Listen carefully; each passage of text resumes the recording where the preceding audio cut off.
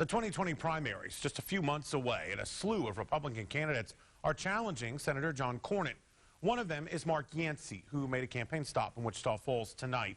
Camille Connor joins us now. Camille, you were there, spoke with him about why he joined what some are calling a very crowded field.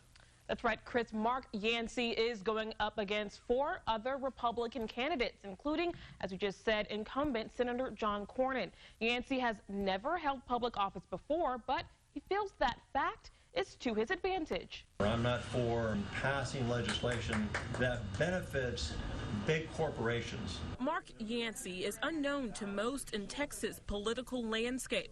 And even though the Dallas investor calls himself a Reagan Republican, he feels his candidacy opens the doors to fresh ideas for the office of U.S. Senator, compared to his biggest competitor, who currently holds the title for Texas. And Cornyn and the rest of them, there's so many of them up there.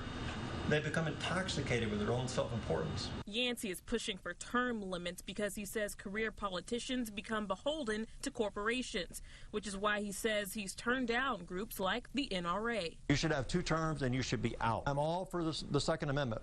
I own guns, but I don't want the NRA's money, and I will not take it. President Reagan isn't the only Republican president whose ideas he holds in high regard.